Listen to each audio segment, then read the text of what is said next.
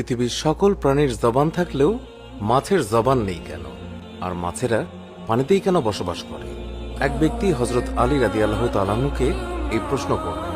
হজরত আলী রাদিয়াল্লাহু তাআলা উত্তরে বললেন, জেনে রেখো, আল্লাহ তাআলা মাছের মুখেও জবান দিয়েছিলেন। তারা কথা বলতে পারত, জমিনে চলাচল করতেও পারত, কিন্তু আফসোস, এই মাছ নিজের উপরে জুলুম করেছে, যার ফলে আল্লাহ তাআলা তার থেকে কথা বলার ক্ষমতা কেড়ে নিয়েছেন এবং তারপরে জমিনে চলাচল করার ক্ষমতাও কেড়ে নিয়েছেন।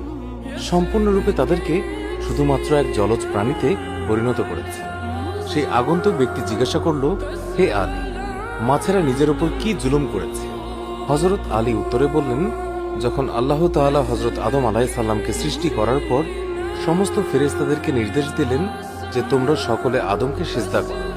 সমস্ত ফেরেশতা হজরত আদম আলাইহিস সালামকে সিজদা করল, কিন্তু ইবলিস শয়তান আদম আলাইহিস সালামকে সিজদা করতে অস্বীকৃতি জানায়। ইবলিস আল্লাহ তাআলার হুকুম অমান্য করে বলতে লাগলো, আপনি আমাকে আগুন থেকে তৈরি করেছেন আর আদমকে সামান্য মাটি থেকে, যার ফলে আল্লাহ তাআলা ইবলিস শয়তানকে জান্নাত থেকে বের করে দিলেন।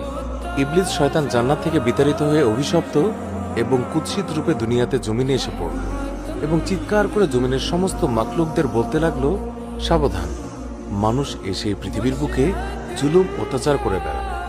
এই সময় মাছেরা পানিতে চলাচল করতে পারত, জমিনেও চলাচল করতে পারত। তারা উভচর প্রাণী ছিল, তখন মাছেরা কথাও বলতে পারত। ইবলিস শয়তান সমস্ত প্রাণীদের মধ্যে সর্বপ্রথম মাছকে কুমন্ত্রণা দিয়েছিল। ইবলিস শয়তান মাছদেরকে বলল, মানুষ যখন পৃথিবীর বুকে আসবে তখন তারা নিজের ক্ষুধা মেটানোর জন্য তোমাদেরকে জীবন্ত অবস্থায় চাকুর সাহায্যে কেটে টুকরো টুকরো করে খাবে।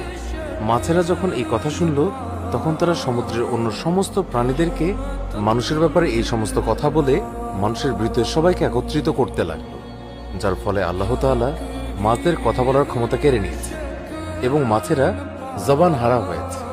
পাশাপাশি আল্লাহ তাআলা মাছের ব্যাপারে এই বিধান জারি করেছেন যে মাছদেরকে জবাই করতে হবে না, তাদেরকে জীবিত অথবা মৃত উভয় অবস্থায় কাটা যাবে। অন্য সকল প্রাণীকে আল্লাহর নাম নিয়ে জবাই করার যে বিধান প্রযোজ্য সেটা মাছের ক্ষেত্রে প্রযোজ্য হবে না, কেননা আমি তোমাদের জীবনকে পানির মাঝে সীমাবদ্ধ করে দেব। মাছের উদ্দেশ্যে বলা হলো, তোমাদেরকে যখন পানি থেকে ওঠানো হবে তখন তোমরা নিজেরাই ছটফট করে মারা যাবে। এর ফলে যখনই মাছকে পানি থেকে বের করা হয় মাছেরা ছটফট করতে থাকে এবং মাছের দেহের সমস্ত রক্ত এসে তার গলায় থাকা একটি বিশেষ গ্রন্থিতে এসে জমা হয়। আর এই কারণে মাছকে খাওয়ার জন্য বিশেষ প্রক্রিয়ায় জবাই করার কোনো আবশ্যকতা নেই, কেননা ইসলামে জবাই করার বিধান এই জন্য দেয়া হয়েছে